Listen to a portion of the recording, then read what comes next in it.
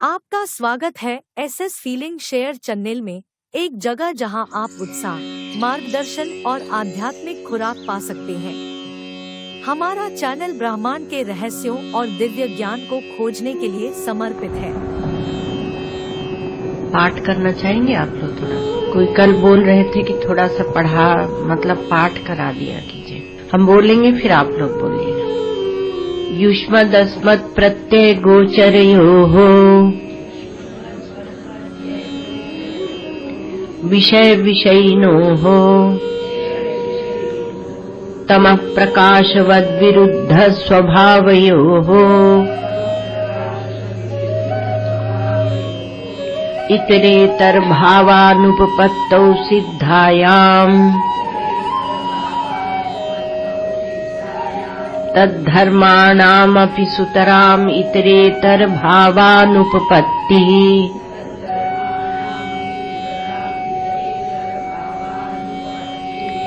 इत्यतो अस्मत् प्रत्यय गोचरे विषयिणी चिदात्मके युष्मत् प्रत्यय गोचरस्य विषयस्य तद्धर्माणाम् च अध्यासः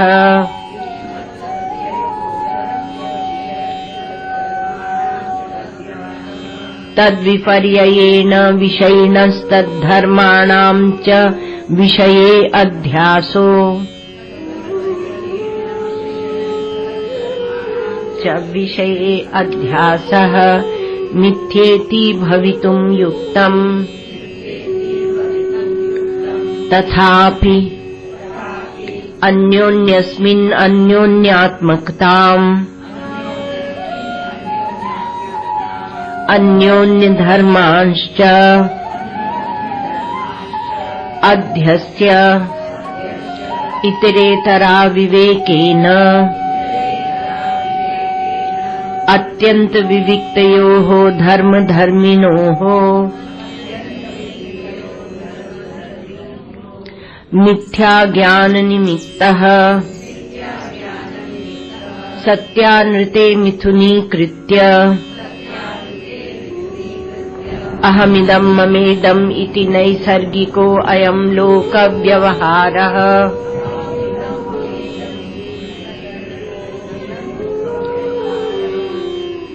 कल थोड़ी सी चर्चा विचार हम लोग सविशेष ज्ञान और निर्विशेष ज्ञान पर किए थे। सविशेष ज्ञान वह सांसारिक ज्ञान है, उसी को हम ज्ञान कहने लगते हैं। तो विषय का होता है और उसमें ज्ञान के पहले कर्म है, पश्चात भी कर्म है। तो कर्म है, उसमें कर्म की प्रधानता है। और जो निर्विशेष ज्ञान है उसमें कर्म की अपेक्षा नहीं है। ब्रह्म सूत्रों में ये बात विशेष करके की गई। फिर कर्म क्या बेकार है? तो कहा नहीं, कर्म की भी उपयोगिता है, वह निर्माण के विभाग में। निर्माण के विभाग में हमारे यहाँ तो वेदांतों में दो मत हो गए। एक ब्रह्म सूत्रों को लेकर भामती प्रस्थान और विवरण प्रस्थान। तो जो भामती प्रस्थान है वह तो कहता है कि कर्म जब आप करते हैं, शास्त्रीय निष्काम भाव से करते हैं, कर्म योग कह लीजिए, तो उससे आपके हृदय में ज्ञान की इच्छा होती है। तमेतम वेदानुवचनेन ब्राह्मणा विविदिशन्ति यज्ञेन दानेन तपसा। तो यज्ञ, दान और तप के द्वारा ये ब्राह्मण, इसको ब्राह्मण को इसकी विविदिशा होती है, अर्थात तत्व को जानने की इच्छा होती है। और जो विवरण प्रस्थान है वह कर्म के बाद सीधे ज्ञान मानता है, बीच में विविदिशा को नहीं रखता है। तो निर्विशेष ज्ञान में पहले या पीछे कर्म की अपेक्षा नहीं होती, आवश्यकता नहीं होती, अपेक्षा नहीं होती। तो ब्रह्म सूत्रों में जहाँ साधन अध्याय है वहाँ एक सूत्र है, अतएव च अग्निंधन आदि अनपेक्षा। अतएव च अग्निंधनाद्यनपेक्षा, ऐसे संधि के साथ है। और छुड़ा के हमने कहा अग्नि, ईंधन आदि अनपेक्षा, तो अग्नि, ईंधन आदि अधिकरण है, एक ही सूत्र है उसमें। तो उसमें ये बात कही गई कि ज्ञान के लिए आपको किसी कर्म की, शास्त्रीय, वैदिक आदि किसी भी प्रकार के कर्म की अपेक्षा नहीं है। ज्ञान निरपेक्ष है, ज्ञान स्वतंत्र है। तो ये तत्व ज्ञान है, आपकी आत्मा का ज्ञान है। तो इसमें ये बात कही, तो इस अविशेष निर्विशेष ज्ञान की जो हम लोग बात कर रहे हैं, तो क्योंकि वहां बता दिया कि विविदिशा होती है, और यहाँ कहा कि कर्म से जब हृदय शुद्ध होता है तो सीधे ज्ञान होता है। ऐसे प्रस्थान है भाई, वो उसमें विचार करना पड़ता, अधिकारी अलग अलग होते। विवरण प्रस्थान सन्यासियों का है और भामती प्रस्थान गृहस्थों का है। ऐसे श्री महाराज जी विनोद के लिए कहे, ऐसे विनोद के लिए कहते थे कि जहाँ कोई अटक जाता है तो थोड़ा सा उसको पहले विविदिशा होनी चाहिए, अर्थात ब्रह्म विचार की इच्छा होनी चाहिए। और जिसका अंतःकरण शुद्ध है, तो आप सनक सनकादि को देखिए तो सीधे उन्हें ज्ञान की इच्छा हो जाती है। तो कहा कि कर्म को हम निरर्थक नहीं कहते। देखो, ज्ञान में कर्म की अपेक्षा नहीं, तत्व ज्ञान में। लेकिन कर्म बेकार है कि हम कर्म करने से बचते हैं कि हम कर्म नहीं करना चाहते, वह बात यहाँ नहीं कही जाती, क्योंकि वेदांतों के ऊपर ऐसा आक्षेप लगाया जाता है। किंतु विभाग कर दिया जाता है कि ज्ञान वह प्रमाण विभाग है और कर्म वह निर्माण का विभाग है। आपको अपने हृदय का निर्माण करना है तो आप कर्म कीजिए। तो कर्म से प्रकाश नहीं होता है, कर्म से निर्माण होता है, प्रकाश नहीं होता है। तो अंतःकरण शुद्धि में ज्ञान के अधिकारित्व की उत्पत्ति में कर्म उपयोगी है, प्रयोजनीय है, उसका प्रयोजन है। पर अपरिच्छिन्न ब्रह्म के दिग्दर्शन में कर्म की कोई उपयोगिता नहीं, वहाँ एकमात्र ज्ञान साधन है। आप ये विचार कीजिए कि जब यह कहा जाता है कि ज्ञान साधन है, तो ज्ञान की महिमा बुद्धि में स्थापित की जाती है, कर्म की हेयता नहीं दिखाई जाती।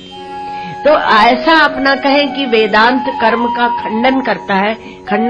बहुत लोग आक्षेप लगाते हैं कि भगवान आदि शंकराचार्य ने इस देश को निकम्मा बना दिया, और महाराज सब कर्म जो करते हैं उनका तो स्पष्ट वचन है, वो अविद्या, काम और कर्म से करते हैं। अज्ञान और कामना से प्रेरित सब कर्म करते ही है, कौन कर्म नहीं करता। तो वो कहते हैं कि निकम्मा बना दिया। तो ऐसी भी बात कही जाती, इसलिए थोड़ी सी स्पष्टता की। तो कर्म न तो आत्मज्ञान का साधन है और न आत्मज्ञान का फल है कि आत्मज्ञान हो जाने के बाद ऐसे करेंगे वैसे करेंगे, तो ऐसा फल भी नहीं है। और आत्मा भी न तो कर्म का कर्ता बनता है, आत्मा कभी कर्म का कर्ता नहीं बनता। ये कर्ता भोक्ता जो बना हुआ है, यह आपका परिच्छिन्न अहंकार, जीवत्व, एक सूडो, एक फॉल्स एंटिटी, एक झूठा ही आपने एक खड़ा कर रखा है, वह ही कर्ता बनता है। वह अहंकार, वह कर्ता बनता है। अब पूरे दिन हमने ऐसे किया, इसका विवेचन, तो ज्ञान से हम दूर हो जाते हैं। वो अभिमान है, तो वो अभिमान वह कुछ होता ही नहीं है, झूठ मूठी खड़ा किया हुआ है, और उसको बड़े उससे हम सिद्ध करते रहते हैं। तो कर्ता बनता नहीं है आपका आत्मा, और न कर्म का वो फल है। तो यदि आप कहें कि सविशेष ज्ञान का जब आप निषेध करते हैं, अब हम तत्व ज्ञान की ओर चल रहे हैं मान लो, तो सविशेष ज्ञान का जब निषेध करते हैं तो वह निषेध भी तो एक कर्म है, ऐसे बात तो कही जाती है। तो निषेध भी कर्म है, तो कहा कि नहीं, जो सर्वाधिष्ठान दृंग मात्र आत्मा है वह सविशेष और निर्विशेष जो भी ज्ञानों का विभाजन किया जाता है उसका आश्रय है। और निर्विशेष तो वह तत्व को ही कह देते हैं, तो उसका वह आश्रय है। आश्रय है, आश्रय जब कहते हैं तो उसमें कोई एक भाव बनता है, किंतु जब अधिष्ठान कहते हैं तो उसमें कोई भाव नहीं बनता। ये बात आप समझ लेना। तो अधिष्ठान कहते हैं, जैसे कहते हैं आत्म तत्व के लिए ये बात कहते हैं हम लोग कि यह क्या है, तो कहा कि परस्पर विरुद्ध धर्माश्रय है और परस्पर विरुद्ध धर्माधिष्ठान है। परस्पर विरुद्ध क्योंकि कैसे, तो कहा कि चेतन और जड़ दोनों का आश्रय है, क्योंकि केवल चेतन का आश्रय आप ब्रह्म को बताएंगे, आत्म तत्व को बताएंगे, तो जड़ का आश्रय तो कौन ग्रहण करेगा? आत्मा ही तो करेगा, आपका आत्म चैतन्य ही करेगा। तो कहेंगे कि परस्पर विरुद्ध धर्माश्रय है, और परस्पर विरुद्ध जो बिल्कुल जिसका कोई मेल नहीं है उसको सबको यह अपने में समेटे, हाँ को भी ना को भी। आप व्यवहार में देखेंगे तो आपको जल्दी समझ में आया कैसे, तो कहा आस्तिक को भी नास्तिक को भी सबको प्रकाश देता है, सबके हृदय में बुद्धि में बैठकर प्रकाश देता है। तो परस्पर विरुद्ध धर्माश्रय है और परस्पर विरुद्ध धर्माधिष्ठान है और परस्पर विरुद्ध धर्मातीत है। ऐसे एक एक कक्षा में इस प्रकार से समझाया जाता है। तो ये सब ज्ञानों का आश्रय है। उसमें जब सविशेष ज्ञान का निषेध करते हैं तो वह भी आत्म रूप ही होता है। सविशेष ज्ञान, सांसारिक ज्ञान, परिच्छिन्न ज्ञान, सापेक्ष ज्ञान, ऐसे अलग अलग समझने के लिए ये नाम दीजिए आप। जब कहते हैं सापेक्ष कभी भी समझ में आना चाहिए, तो सभी वो आत्मरूप ही है। क्योंकि जो प्रतीति होती है इस दृष्टि से आत्मरूप है। आप जब अनात्मा में बैठते हैं, जगत में, जड़ में, संसार में बैठते हैं, तब आत्मरूप कैसे होगा? तब तो आप भेद दृष्टि वाले हैं, और भेद में बैठते हैं तो भेद में बैठकर आप अभेद को कैसे सिद्ध कर पाएंगे?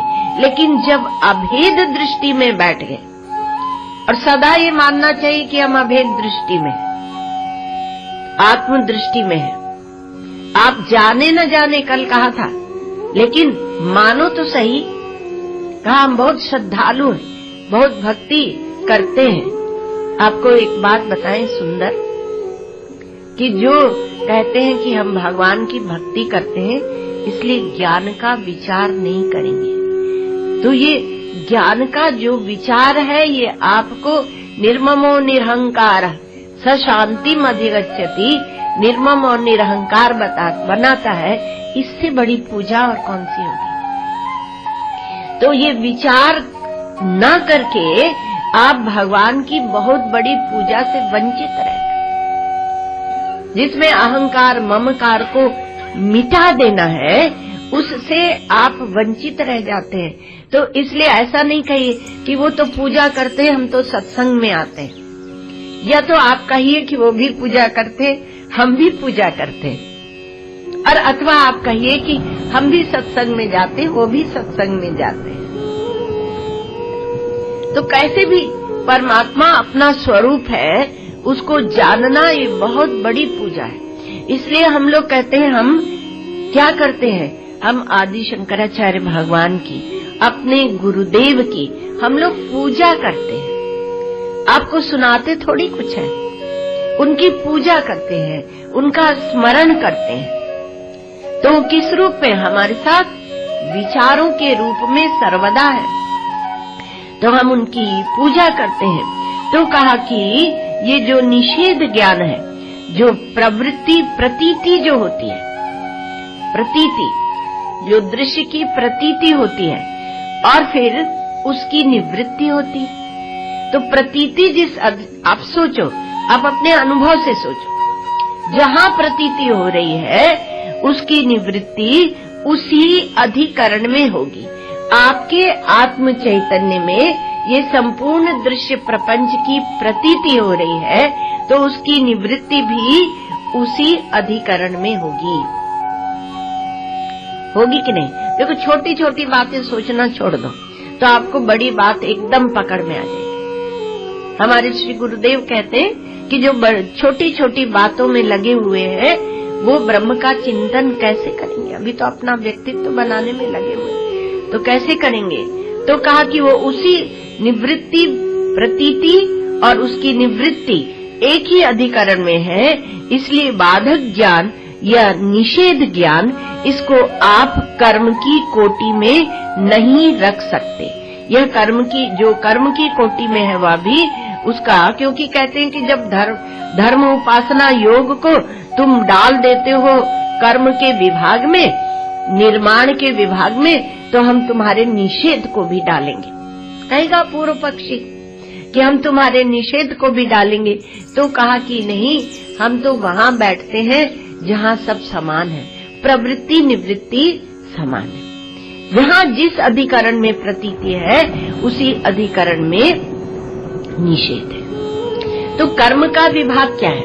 तो भगवान शंकराचार्य ने ईशावास्य जो प्रथम उपनिषद है उसके भाष्य में 5 प्रकार बताए जिसको हम कर्म के विभाग में रखते हैं। तो वस्तु यदि आपको, क्योंकि अन्य का यहाँ विचार चलेगा आपको सरल लगेगा, और जब ब्रह्म का विचार चलेगा तो आपको कठिन लगेगा। क्यों?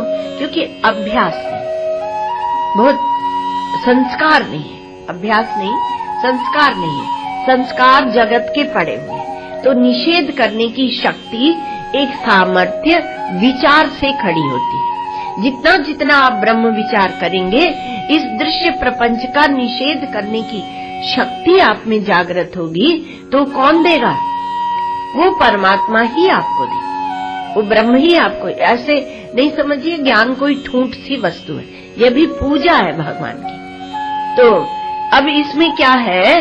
तो कहा कि जब आप विचार करते हैं, जब आप कर्म करते हैं, तो कर्म में क्या है कि आपके पास वस्तु नहीं है, चावल नहीं है, तो आप धान उगा लेते हैं। तो इसको बोलते हैं उत्पन्न घट का दृष्टांत।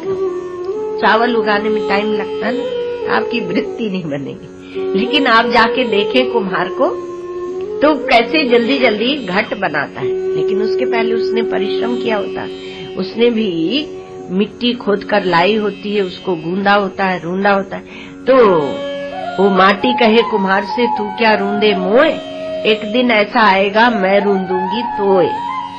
तो जब घट नहीं है तो उसको बना लेते हैं, तो उसको बोलते हैं उत्पाद्य। कर्म के द्वारा जो वस्तु प्राप्त हुई वह उत्पाद्य है। और हमारे पास नहीं है, पड़ोसी के पास है, तो उससे जाकर ले आते हैं या बाजार से खरीद कर ले आते हैं, तो उसको बोलते हैं आप्य, प्राप्त करना। तो एक उत्पन्न करना हुआ, दूसरा प्राप्त करना हुआ। और घट में हमने नमक भर दिया और घट खराब हो गया, सड़ गया, तो उसको बोलते हैं विकार्य। और घट को हमने, कोई एक घट है, घड़ा है, उसको साफ करके बढ़िया चमका के रंग रोगन लगा के बड़ा सुंदर स्वच्छ करके और पूजा में रख दिया, तो उसको बोलेंगे संस्कार्य। और घट की हमें आवश्यकता नहीं है, उसमें एक डंडा मारा और वह टूट गया, तो उसको बोलेंगे विनाश्य। तो उत्पाद्य, आप्य, संस्कार्य, विकार्य और विनाश्य, ये 5 प्रकार की वस्तुएं कर्म के द्वारा प्राप्त होती हैं। शास्त्रों में इसके लिए दृष्टांत कर्म कांड के हैं। तो अब ये 5 प्रकार से तो पूछा गया कि मुक्ति भी क्या इस 5 प्रकार के कर्मों का कोई फल है? तो मुक्ति कर्म का फल नहीं है, क्योंकि वह उत्पाद्य आदि नहीं है। यदि वह उत्पन्न होगी तो कालांतर में नष्ट भी हो जाएगी, है ना। और अन्य होने से वो जब तक अन्य होगी तो जड़ होगी, और हम उसे देखेंगे तब वो होगी, इसलिए हमसे उसकी सत्ता होगी, हमारे वह अधीन होगी मुक्ति। क्योंकि भगवान शंकराचार्य का एक वाक्य है, नहीं आत्मानं विना नहीं कश्चित प्राणान लभते, नहीं आत्मानं विना अन्य कश्चित प्राणान लभते। आत्मा के बिना किसी को भी जीवन या प्राण की प्राप्ति नहीं होती। आपके इस शरीर में जीवन है, प्राण है, तो पीछे कहीं आत्मा है, उसे ढूंढ लो। तो उसके बिना ये आत्मा के बिना आपको प्राप्ति नहीं होती जीवन और प्राण की। तो वही वाक्य नहीं आत्मानं विना अन्य कश्चित प्राणान लभते, श्री महाराज जी ने इसको मुक्ति के साथ देखो सौंदर्य। तो कहा कि मुक्ति भी अगर हमसे प्राण प्राप्त कर रही है, जीवन प्राप्त कर रही है, तो अन्य है, परिच्छिन्न है। तो ऐसी मुक्ति किस काम की? ऐसा पुरुषार्थ जिसमें इतनी झंझट लगी हुई है और पैदा हो और मर जाए, तो जो वैराग्यवान है उसे तो मरने वाली वस्तु चाहिए ही। नास्ति अकृता कृतेन, हम लोग वैराग्य में देख चुके हैं। तो उसे ऐसी मुक्ति चाहिए नहीं जो कर्म करके और प्राप्त, ऐसा पुरुषार्थ नहीं चाहिए। तो यदि मैं नहीं हूँ तो अन्य की सत्ता नहीं है। सत्ता स्फूर्ति ही कोई भी वस्तु हमसे प्राप्त करती है। सत्ता अर्थात जीवन और स्फूर्ति अर्थात प्राण, प्राण अर्थात चेतन लेना है। तो वो उसको प्राप्त ही नहीं कर सकता है। तो हम हैं तब दुनिया जीवित है, हम नहीं है तो दुनिया नहीं होगी। तो हम हैं तो दुनिया जीती है और मालूम पड़ती है। इसका ज्ञान भी हमारे कारण से होता है। तो कर्म की गति कहाँ तक है? तो ये मुक्ति यदि आत्मा का स्वरूप नहीं होगा तो इसकी गति कर्म में चली जाएगी। तो जब ज्ञान से मुक्ति है ये बात कही जाती है, तो इसका तात्पर्य यह निकलता है कि वह चेतन है, अन्य या जड़ नहीं है मुक्ति। नहीं तो उसके लिए कोई पुरुषार्थ नहीं करेगा। तो इसलिए कर्म की जो गति होती है वो वही उत्पाद्य विनाश्य आदि में चली जाती है। और जो ये स्वतः सिद्ध आत्मा है तो उसमें मुक्ति में कर्म की गति नहीं है। जो मुक्ति है उसमें कर्म की गति नहीं है। एक बात है कि जो वस्तु उत्पन्न होती है, इसलिए पहले दिन से सुना रहे कि ये मुक्ति नित्य सिद्ध है, आत्मा का स्वरूप है, स्वतः प्राप्त है। इसके लिए केवल ज्ञान की आवश्यकता है। अविद्या से या अनमिली सी मालूम पड़ रही है, इसलिए अविद्या निवृत्ति से उपलक्षित है हमारे यहाँ मोक्ष। तो अविद्या की निवृत्ति कर लेने से मोक्ष सिद्ध ही है, उसका कोई निर्माण नहीं करना है। अब कहा कि यदि आप ऐसा मानते हैं कि पहले उसका अभाव है, प्राग अभाव है, पहले अभाव है और फिर हमने प्रयत्न किया तब उससे मुक्ति की उत्पत्ति हुई। तो जिसका प्राग अभाव है, जो वस्तु प्राग अभाव प्रतियोगी होती है, उसका निर्माण होता है। और ब्रह्म किसी का प्रतियोगी नहीं बनता। अभी आपको सुनाया कि परस्पर विरुद्ध धर्माधिष्ठान और परस्पर विरुद्ध धर्मातीत, वो किसका विरोधी बनेगा? धर्म और विशेषताएं हम लोगों ने विचार किया था, धर्म का, धर्मी का और धर्म और धर्मी का बाद, इसका एक दिन विचार किया था। तो ब्रह्म कैसा है? कहा वो निष्प्रतियोगिक है, वह किसी से प्रतिस्पर्धा नहीं करता है, वह चतुष्कोटि विनिर्मुक्त है। ऐसा जो तत्व है ब्रह्म तत्व, तो उसको हम कर्म के घेरे में नहीं ला सकते। और ज्ञान व वस्तु के स्वरूप में कोई हेर फेर परिवर्तन नहीं करता। ज्ञान माने आपका चेतन, आपका ज्ञान। आप देखते रहते हैं, अरे ओ जीव तू क्या कर रहा है, कहाँ भाग रहा है, ऐसे आप देखते रहते हैं। तो ज्ञान वस्तु स्वरूप में कोई किसी प्रकार का हेर फेर नहीं करता है, जैसा है वैसा उसको दिखा देता है, यथा तथ्य दिखा भर देता है। जैसे आप आंखों से रूप को देखते हैं, तो कहा हम अपनी आंखों को ऐसा बनाएंगे कि सामने वाले को हम गोरे से काला बना देंगे। आजकल तो कालापन सुंदर नहीं मानता, लेकिन हमारे तो भगवान ही काले हैं। आजकल तो वो क्योंकि वो विदेशी संस्कार आ गए और हमारी बुद्धि में वो प्रभाव पड़ गया, अथवा कहो एक गुलामी की मानसिकता। तो कहा कि हम उसको ऐसी आंखों से देखेंगे कि गोरे से काला बना देंगे। तो आपकी आंख में वो सामर्थ्य नहीं है, हाँ आपकी मन में वो माया हो सकती है, आप कल्पना कर सकते हैं।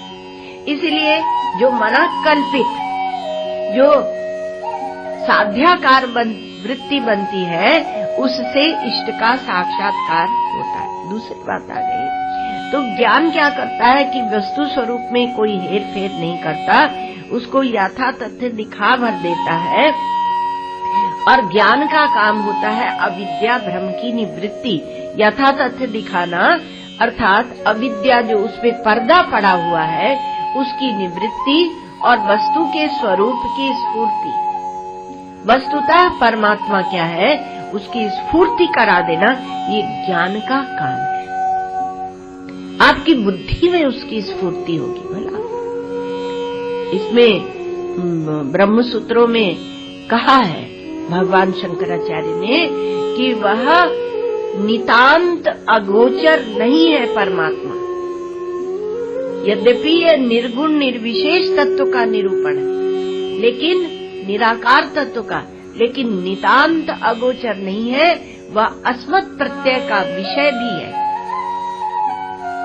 मैं हूँ तो परमात्मा भी है, अर्थात मैं के रूप में ही परमात्मा है, तो वह अस्मत् प्रत्यय का विषय भी बनता है।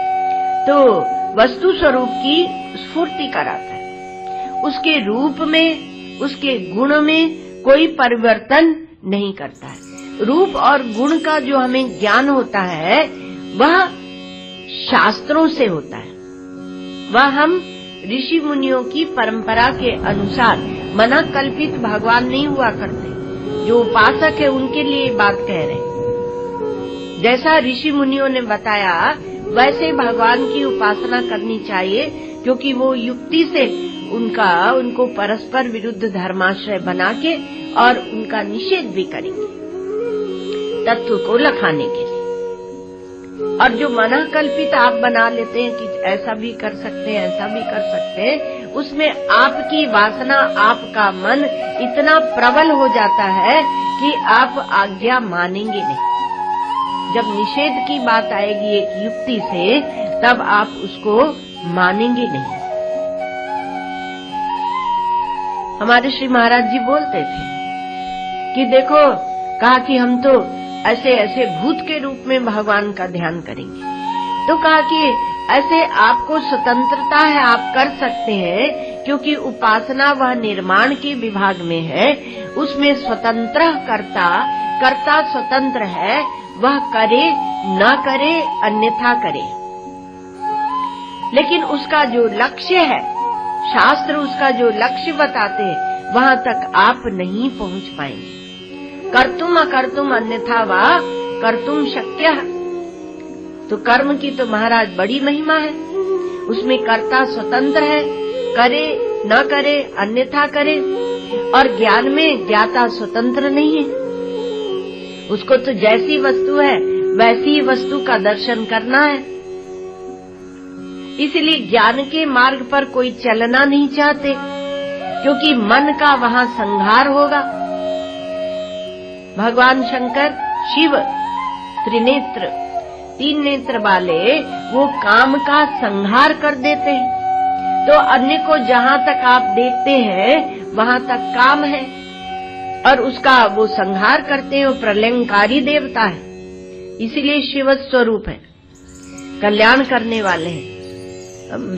मृत्यु से भयभीत नहीं होना चाहिए, मृत्यु का तो स्वागत करना चाहिए, क्योंकि वह परमात्मा का रूप है।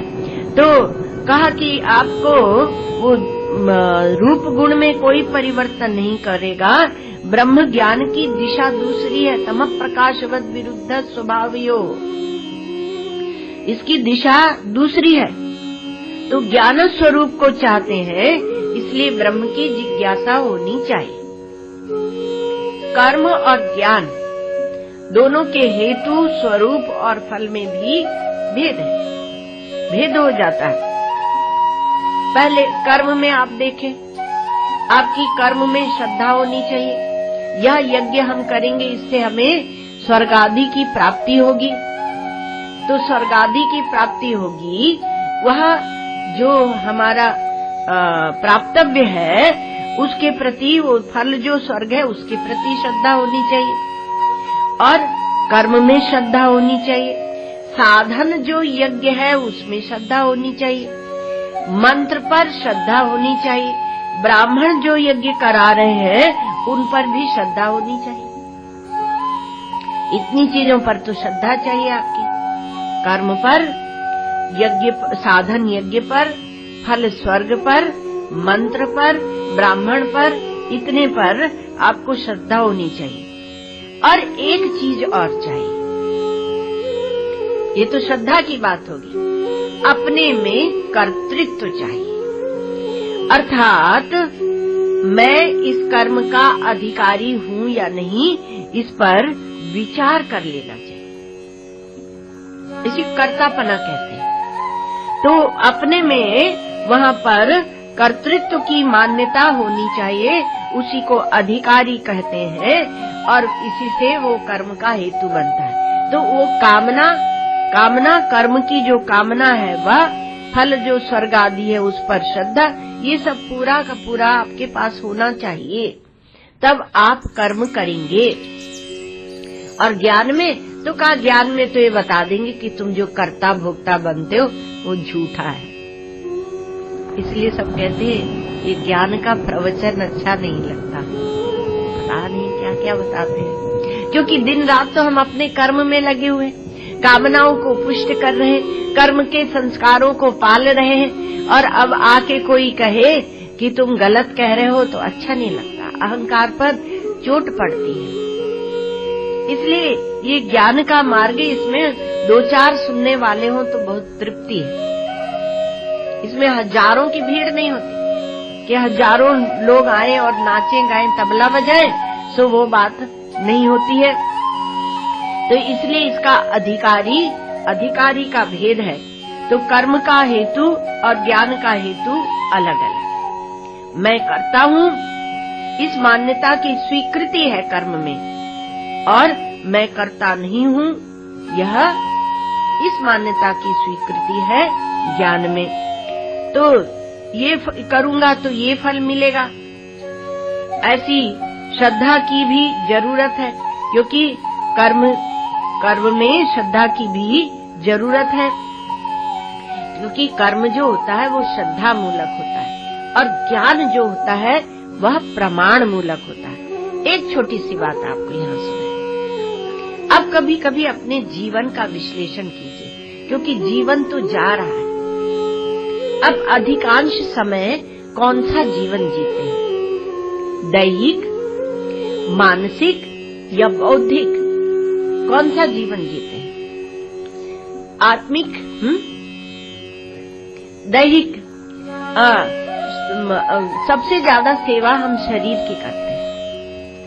भगवान की सेवा पूजा तो गौण हो जाती है, पहले अपनी सेवा होती है। जो भगवान की सेवा पूजा करते हैं वो भी कहते हैं कि आज ठाकुर जी को ये खाने का मन हुआ और मन खुद का हुआ, इसलिए हम ये बनाएंगे, ये खाएंगे। तो कौन सा समय आप पूरे दिन में दैहिक रहते हैं अथवा मानसिक अर्थात भाव में रहते हैं, भगवान का भाव, क्योंकि हम लोग सत्संगी हैं तो छोटे भाव क्यों ले, तो भगवान के भाव में रहते हैं, अथवा बौद्धिक बुद्धि से उस परमार्थ सत्य का विचार करते हैं।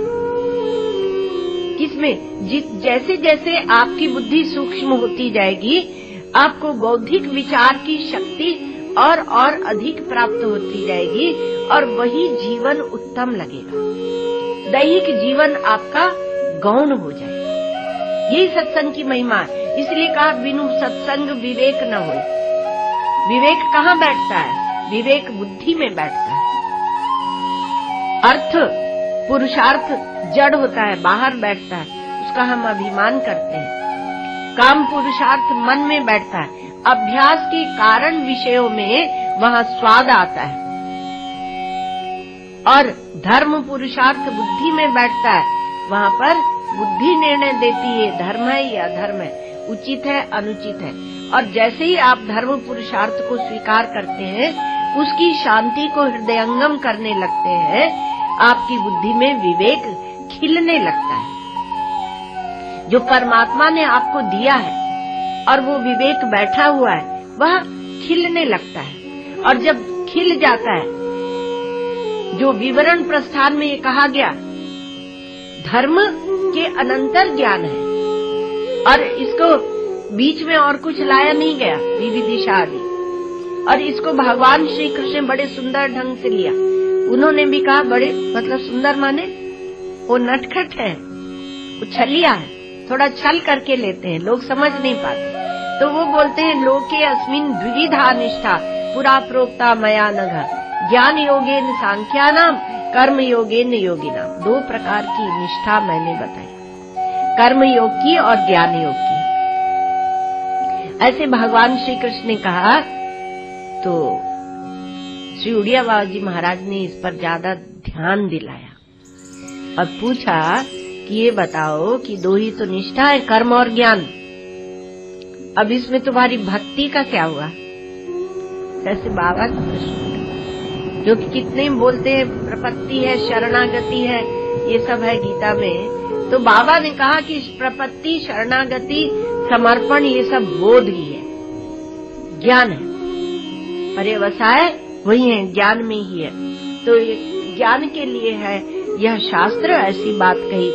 तो कहा कि ये कर्म में श्रद्धा मूलक प्रवृत्ति है और ज्ञान में प्रमाण मूलक प्रवृत्ति है। सामने आपके एक वस्तु रखी है, मान लो ये पुष्प रखा है, तो ये जो सामने उपस्थित पुष्प है, तो उसको देखने के लिए आपको क्या चाहिए? केवल नेत्र प्रमाण चाहिए देखने के लिए, अर्थात प्रकाश, ज्ञान, अनुभव, तो केवल उसकी आवश्यकता है। उसी प्रकार से ब्रह्म के दर्शन में भी केवल जो प्रमाण है, शुद्ध प्रमाण है, जो प्रमाण है उसकी ही सत्य भावना होनी चाहिए, उसमें सत्यता की भावना होनी चाहिए। इसलिए ज्ञान में जो जिज्ञासु है वह शास्त्र पर श्रद्धा रखता है। शास्त्रस्य गुरुवाक्यस्य सत्य बुद्ध्यावधारणा सा श्रद्धा कथिता सद्भि यया वस्तुपलभ्यते। शास्त्र और गुरुवाक्य में सत्य बुद्धि की अवधारणा, उसी को श्रद्धा कहा है सत्पुरुषों ने, जिससे वस्तु सत्य की प्राप्ति होती है। तो श्रद्धा का प्रारंभ आप कहीं से कीजिए। अब पीपल के वृक्ष में श्रद्धा करते हैं, अब गंगा जी में श्रद्धा करते हैं, बहुत से श्रद्धा के विषय दिए जाते हैं इस सनातन वैदिक धर्म में, इसलिए कि वो श्रद्धा वाली जो वस्तु है वो आपके हृदय में पनपे। फिर जो सत्य वाली श्रद्धा है वह भी आई जाएगी, जिस श्रद्धया सत्यम आप्यते। श्रद्धा, इसलिए किसी की श्रद्धा में चोट नहीं लगानी चाहिए। जब तक आप उससे उत्तरोत्तर उत्कर्ष की वस्तु नहीं दे सकते, तब तक जिस भूमिका में जीव है उसकी श्रद्धा पर चोट नहीं करनी चाहिए, बड़ी संभाल के, क्योंकि श्रद्धा बड़ी कोमल वस्तु है, उसको स्त्रीलिंग में रखा गया इसीलिए, तो बड़े संभाल के चलना चाहिए। तो इसलिए सत्य की भावना हो। अब ज्ञान में क्या है, जिज्ञासु अधिकारी है, तो जिज्ञासु अधिकारी है ज्ञान में, वहाँ यहाँ पर उसे परलोक पर श्रद्धा वो करे न करे, अमुक जाति में, क्योंकि कर्तृत्व है, अधिकारित्व है, तो अमुक जाति में पैदा हुआ अधिकारी नहीं। जब ये बात कहते हैं शास्त्र में विभाजन करके, इस कर्म को ब्राह्मण करे, इसे क्षत्रिय करे, इसे वैश्य करे, इसे शूद्र करे, तो उसमें कोई ऊंच नीच नहीं बनाया जाता, पर ये बात बताई दी जाती है कि आपके हृदय में शास्त्र की आज्ञा का पालन करने की रुचि जाग जाए, क्योंकि शास्त्र अल्टीमेटली आपको परब्रह्म परमात्मा से एक कराएंगे। और जब ज्ञान का अधिकारी होता है तो वहाँ किसी वर्ण जाति आदि की बात नहीं की जाती। हरि को भजे सो हरि का होए, तो उसमें ये बात नहीं की जाती है, तो इसको भी ठीक से समझ लेना चाहिए। लेकिन जहाँ कर्म का अनुष्ठान है वहाँ विभाजन किया जाता है, क्योंकि वहाँ व्यक्ति है, व्यक्ति है तो विभाजन अपने आप बना हुआ है। और जहाँ व्यक्ति नहीं है, परम सत्य है, वहाँ आपको विभाग करने की आवश्यकता नहीं है। ये प्रारंभ में ही अधिकारित्व में श्री महाराज जी ने बहुत सुंदर ढंग से इसको समझाया है। तो इसलिए जो श्रद्धा इसमें नहीं होगी कि किस जाति में पैदा हुए, कौन सा कर्म कर सकते हो, कौन सा नहीं, तो प्रमाण मूलक और श्रद्धा मूलक कर्म और ज्ञान में अंतर हो जाता है। और शम दम आदि साधन संपन्न अधिकारी है ज्ञान का, जो जिज्ञासु है। तो पहली बात तो ये हुई कर्म और ज्ञान में कि एक निर्माण विभाग है, एक प्रमाण विभाग है। दूसरी बात क्या है कि जो कर्म और ज्ञान के द्वारा जो वस्तु प्राप्त होती है उसमें भेद होता है। कर्म जो है वह कर्ता के अधीन होता है, कर्तृतंत्र होता है। तंत्र का अर्थ होता है अधीन, शायद गत वर्ष भी बताया था। तंत्र का अर्थ होता है अधीन, प्रजातंत्र अर्थात प्रजा के अधीन। तो यहाँ पर क्या है, कर्ता के अधीन, और ज्ञान में वस्तु तंत्र है। ये शब्द भी भगवान शंकराचार्य ने दिया, ऐसे एकदम खोल के स्पष्ट किया है उन्होंने ये वेदों को, वेदांतों को। तो इसलिए उन्होंने कहा ये कर्तृ तंत्र है, ये वस्तु तंत्र है। तो वस्तु तंत्र अर्थात ज्ञान जो है वो वस्तु तंत्र है, वो वस्तु के अधीन है। वासनावान अधिकारी है कर्म का, और निर्वासन अधिकारी है ज्ञान का। उसके अब और कोई वासना नहीं है संसार में बनाना बिगाड़ना।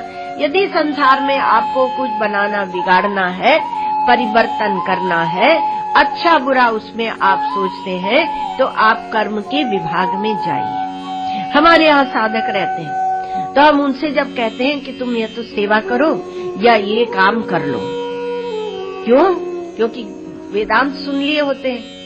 तो वेदांत जब सुन लिए होते हैं तो उन्हें लगता है कि हम तो ज्ञान के अधिकारी, अब हमें कहाँ कर्म में लगा रहे हैं, और अंतःकरण शुद्ध हुआ नहीं है।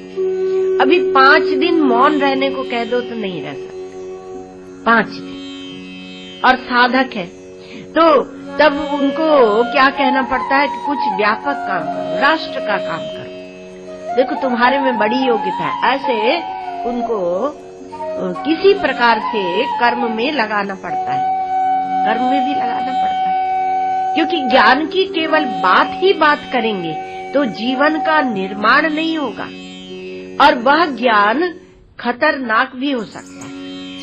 वो ज्ञान खतरनाक हो सकता है। ज्ञान बहुत सुंदर है, ज्ञान में ही सौंदर्य है। तो वासनावान अधिकारी होता है, और यहाँ निर्वासन अधिकारी है। तो निर्वासन जो संसार को देखकर और परिपक्व हुआ है, यहाँ कुछ नहीं है, अब इसमें कुछ है नहीं, कुछ भोगने को, करने को, सुनने को, खाने को, संग्रह करने को इत्यादि कुछ है नहीं। ऐसा निर्वासन अधिकारी होता है, वो कोई परिवर्तन नहीं चाहता, दुनिया जैसी चल रही है चले, तो कोई परिवर्तन वह नहीं चाहता। यदि कोई कहता है कि हम भोग में परिवर्तन चाहते हैं, तो उसके लिए कहा जाता है कि आप धर्म का आश्रय लीजिए। यदि कोई कहता है कि हमारी मनोवृत्ति अच्छी नहीं रहती, हम अपनी मनोवृत्ति को शुद्ध करना चाहते हैं, तो उसको कहा जाता है कि आप उपासना कीजिए। कोई कहता है कि हमारा चित्त बहुत चंचल है, हम उसे एकाग्र करना चाहते हैं, तो उससे कहा जाता है कि आप योग आपके लिए अभीष्ट है, आप योग का आश्रय लीजिए, क्योंकि योगश चित्त वृत्ति निरोधा, चित्त वृत्ति के निरोध का नाम योग है। तो धर्मोपासना योग का अधिकारी जो है वह पृथक है, वह कर्म का ही अधिकारी है। ठीक है, ये एक तीसरी बात। चौथी बात, ये आप देख लेना अंतर। चौथी बात कि कर्म में कर्ता स्वतंत्र है और ज्ञान में ज्ञाता परतंत्र है। पांचवी बात, वो श्रद्धा मूलक है, वो प्रमाण मूलक है। छठवीं बात ये है कि कर्म, उपासना और योग में आवृत्ति है, दोहराना है, अर्थात अभ्यास है। तो धर्म में आप पुनः पुनः वही कर्म करते हैं, और उपासना में यदि सिद्धि नहीं हुई तो आप को बारंबार जप का अनुष्ठान करना पड़ता है। और योग में तो आप जानते ही हैं कि योग में तो अभ्यास से ही योग सिद्ध होता है, तो इसलिए आवृत्ति है। लेकिन ज्ञान में ये सब कुछ भी नहीं है। ज्ञान में कर्म उपासना में क्या है, अनुलोम क्रिया है, योग में प्रतिलोम क्रिया है। एक में घर के बाहर जाना है, एक में घर के अंदर लौटना है, लेकिन कर्म, इन सब में कर्म है ही। तो कर्म, और आखिरी बात क्या है, कर्म साध्य का निर्माता होता है। साध्य वस्तु को, साधन के द्वारा जो साध्याकार वस्तु होती है, चाहे वो स्वर्ग हो अथवा इष्टलोक हो अथवा समाधि हो, विषय शून्यता हो, इसको लाता है कर्म। ये कर्म की उत्कृष्टता बता रहे हैं। और ज्ञान जो है वह साधन साध्य को स्वीकार नहीं करता है, उसको वह छोड़ देता है। आवृत्ति है क्या, क्योंकि ब्रह्म सूत्रों में एक सूत्र ही आया, आवृत्ति असकृत उपदेशात्। कहा कि यदि ज्ञान से आपको उपदेश दिया गया और यदि आपको अपरोक्ष ज्ञान नहीं हुआ, परोक्ष ज्ञान हुआ, अदृढ़ परोक्ष ज्ञान हुआ, तो आवृत्ति पुनः पुनः जाके सत्संग में बैठो और उसके साक्षात्कार के लिए आप प्रयत्न करें। तो जैसे रस्सी में सर्प जो दिख रहा है, यदि ठीक से सांप नहीं दिखा है तो बारंबार आपको देखना पड़ेगा। लेकिन भगवान शंकराचार्य वहाँ बोलते हैं कि एक बार दृढ़ अपरोक्ष ज्ञान हुआ तो कोई आवृत्ति की जरूरत नहीं, करे तो उसकी मौज है, वो करेगा। तो लेकिन करेगा कौन, जब कर्ता भोक्ता है नहीं, केवल तत्व है, ज्ञान है, तो कैसे करेगा। तो आवृत्ति ये बात भी इसमें बनती नहीं है। और फल का जैसे बताया कि संकल्प और साधन के अनुसार जो साध्याकार वृत्ति, तो ये सब भी ज्ञान में नहीं है। तो एक में धर्म और उपासना में वृत्ति है और इसमें वृत्ति की स्थिरता है। योग में वृत्ति की स्थिरता है, एक बहिरंग साधन, एक अंतरंग कर्म, एक परम अंतरंग कर्म। योग भी परम अंतरंग कर्म है। तो सिद्ध का साक्षात्कार ज्ञान में है, अर्थात असाक्षात्कार के भ्रम की निवृत्ति है। जो देखने वाला है वह देखा नहीं जा सकता, और जो देखने वाला है वो देखा नहीं जा सकता, और जो देखा जाता है वह देखने वाला नहीं होता है। इसलिए असाक्षात्कार का जो इस बुद्धि के कारण भ्रम हो रहा है, इसी का विचार किया जाता है, और जिस विचार से ये भ्रम मिट जाए वही जरूरी है, उसी को ज्ञान कहते हैं। और चर्चा करते। अब वो कल होली के रसिया नहीं हो पाए थे, तो आज क्या है कि बहनों ने कहा कि 5 दिन तक चलती है होली। 5 दिन क्या, पूरे वर्ष चला। पूरे बस रंग पंचमी तक चलती है, तो इसलिए कहा कि हम लोग आज तो तैयार होके नहीं आए थे, कल कहे थे, कल गा लेंगे। ओम पूर्णमदः पूर्णमिदं पूर्णात् पूर्णमुदच्यते पूर्णस्य पूर्णमादाय पूर्णमेवावशिष्यते। ओम शांति शांति शांति।